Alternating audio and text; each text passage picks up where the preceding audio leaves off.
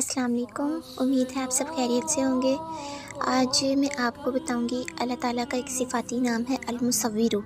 المصور پڑھنے کے فائدے۔ المصور اللہ تعالیٰ کے خوبصورت ناموں میں سے ایک نام ہے جس کا مطلب ہے صورت بنانے والا، شکل دینے والا۔ علماء اور بزرگوں نے اس پر کچھ روایتی یا روحانی فوائد بھی بتائے ہیں۔ اللہ تعالیٰ کی طرف سے اسے اولاد کی دعا کی جا سکتی ہے۔ اگر کوئی نیک اور صالح اولاد کی نیت سے یا مصوروں کا ورد کرتا رہے نا تو اللہ پاک بہتر اولاد عطا فرماتا ہے۔ اللہ کے حکم سے اللہ کے ہر نام میں اللہ نے ایک فضیلت رکھی ہے، ٹھیک ہے۔ اس کے علاوہ جس وقت حمل ہوتا ہے یا ولادت ہو رہی ہوتی ہے اس میں آسانی اللہ پاک پیدا فرماتے ہیں۔ بعض لوگ حاملہ عورت کے لیے یہ اسم بار بار پڑھنے کی ترغیب دیتے ہیں تاکہ ولادت میں آسانی ہو جائے۔ اس سے دل کا سکون حاصل ہوتا ہے۔ اس نام کا ذکر کرنے سے دل کو اطمینان اور روحانی سکون ملتا ہے۔ جیسا کہ میں نے آپ کو بتایا کہ المصور کا مطلب ہے بنانے والا، تخلیق کرنے والا، تو اس کا یہ ہے کہ خوبصورتی میں، حسن اخلاق میں اضافہ ہوتا ہے۔ اس کا ورد کرنے سے انسان کے اخلاق میں، شخصیت میں نکھار پیدا ہو جاتا ہے۔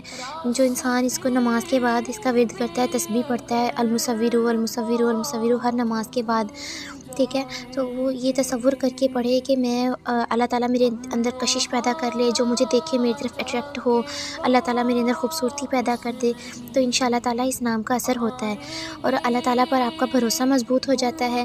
انسان کے اندر یہ چیز احساس پیدا ہو جاتا ہے کہ اللہ تعالیٰ ہی ہے جو ہر چیز کی صورت بنانے والا ہے، ہر چیز کی تقدیر بنانے والا ہے، یعنی میرے اللہ کے علاوہ یہ چیزیں کوئی نہیں بنا سکتا، ٹھیک ہے۔